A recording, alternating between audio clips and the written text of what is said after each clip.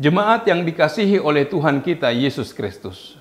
Shalom dan selamat pagi untuk kita semua. Firman kehidupan di pagi hari ini tertulis dalam kitab Kejadian pasal 37 ayat 22. Lagi kata Ruben kepada mereka, "Janganlah tumpahkan darah. Lemparkanlah dia ke dalam sumur yang ada di padang gurun ini. Tetapi janganlah apa-apakan dia." Maksudnya hendak melepaskan Yusuf dari tangan mereka dan membawanya kembali kepada ayahnya. Demikian firman Tuhan. Saudara-saudara yang dikasihi oleh Tuhan kita Yesus Kristus, Yusuf adalah anak laki-laki ke-11 yang dilahirkan oleh Rahel dan Yakub. Pekerjaan Yusuf adalah penggembala kambing domba, dan ia adalah seorang ahli mimpi. Mimpinya yang pertama adalah Yusuf dan keluarganya sedang mengikat berkas gandum, dan kemudian bangkitlah berkas gandum Yusuf. Sedang berkas gandum lain mengelilingi dan sujud menyembah pada berkas Yusuf. Dan mimpi yang kedua adalah matahari, bulan, dan 11 bintang sujud menyembah pada Yusuf. Oleh karena itu, maka saudara-saudaranya benci pada Yusuf karena ayahnya lebih sayang pada Yusuf dari semua anak Yakub lainnya. Mereka juga iri pada Yusuf karena mimpi-mimpinya.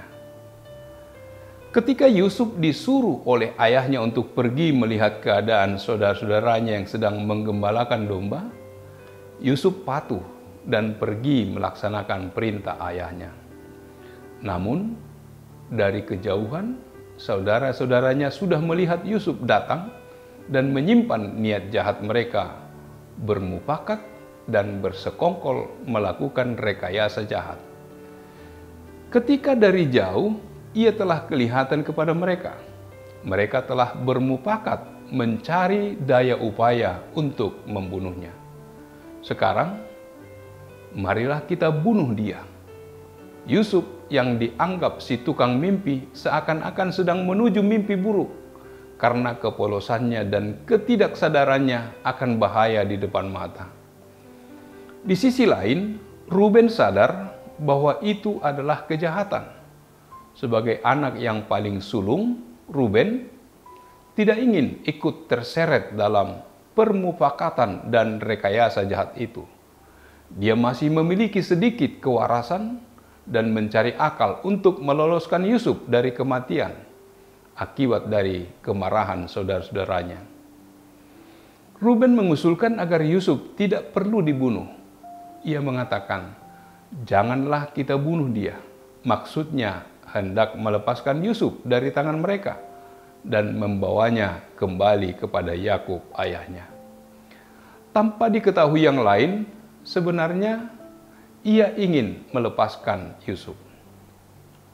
Tanggung jawab sebagai saudara paling tua telah ditunjukkan Ruben, yaitu melindungi semua adik-adiknya termasuk Yusuf. Ruben mempunyai niat, tetapi urung melaksanakannya.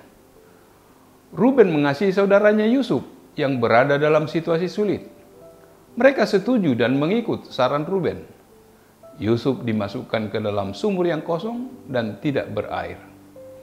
Tetapi kemudian mereka sadar bahwa membunuh Yusuf memang tidak ada gunanya. Akhirnya mereka memutuskan untuk menjual Yusuf kepada orang Ismail. Ketika Yusuf dijual, Ruben tidak ada di situ. Sekembalinya didapatinya Yusuf sudah tidak ada lagi. Ia pun bersusah hati dan mengoyakkan bajunya. Dari peristiwa ini kita mungkin bisa melihat niat baik Ruben. Namun tindakan dan sikapnya kurang tegas dan tidak bijaksana. Mengingat Ruben adalah anak sulung, semestinya ia harus berani menentang saudara-saudaranya. Ruben adalah contoh orang yang ingin berbuat baik, tetapi tidak tuntas dalam melaksanakannya. Mungkin ada di antara kita yang sama seperti Ruben, punya niat mulia untuk berbuat baik dan benar. namun cara laku kita tidak selaras dengan maksud awal. Alhasil, apa yang kita harapkan tentu saja tidak terwujud. Hal demikian bisa terjadi di tengah-tengah kehidupan keluarga kita, yang bersaudara tidak saling mengasihi lagi oleh karena kecemburuan, bertengkar, bermusuhan, dan saling menjatuhkan seorang dengan yang lainnya, sampai kepada pembunuhan. Dari kisah Ruben ini, kita belajar bahwa setiap niat yang baik semestinya dilaksanakan dengan tegas dan cepat. Jangan hanya sebagai wacana saja, atau hanya pendapat yang terlontar enak didengar. Mintalah hikmat dan didikan kepada Tuhan, agar keputusan dan tindakan kita sesuai dengan firman-Nya. Kita harus saling menunjukkan kasih di antara sesama saudara. Tunjukkanlah tanggung jawabmu sebagai saudara yang saling menjaga, saling memperhatikan, saling menolong, dan saling mengasihi.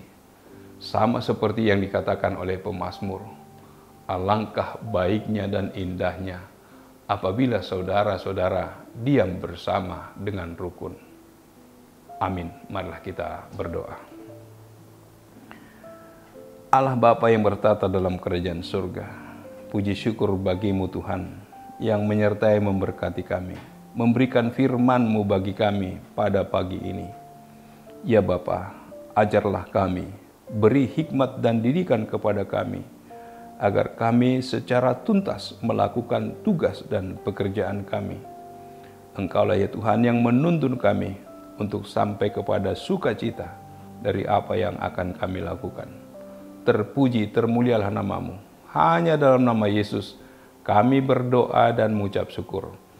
Amin. Anugerah dari Tuhan kita Yesus Kristus, kasih setia dari Allah Bapa, serta persekutuan dengan Roh Kudus, kiranya menyertai kamu sekalian. Amin.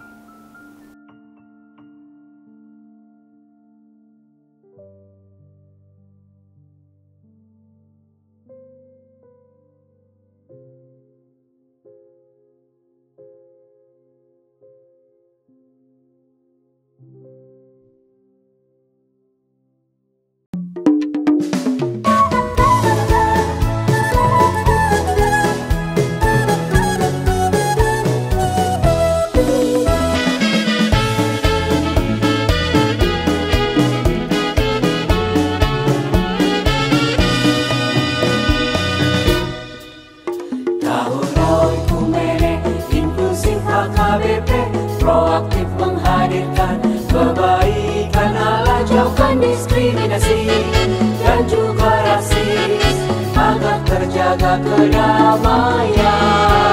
Jauhkan diskriminasi dan juga rasis untuk kebaikan bersama.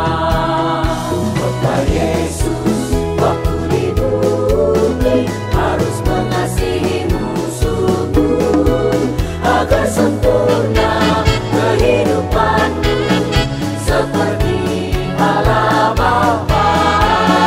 Agar sempurna kehidupanmu seperti Allah Bapa. Okumene mempersatukan umat manusia di bumi. Okumene selalu membebaskan orang tertindas dan termarginal. Kita semua saling mengasihi sesama manusia.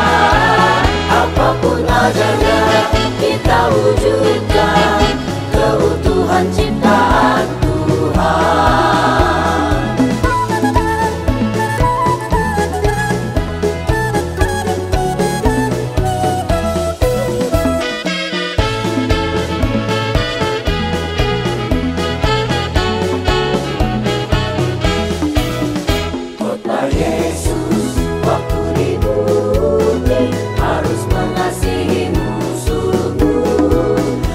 Sempurna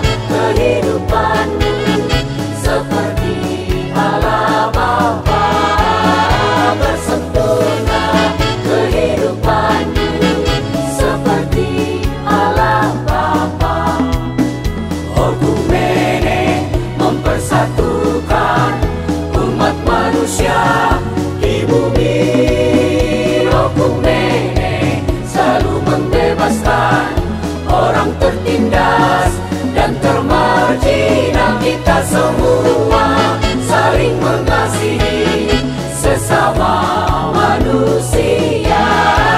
Apapun adanya kita wujudkan keutuhan ciptaan Tuhan.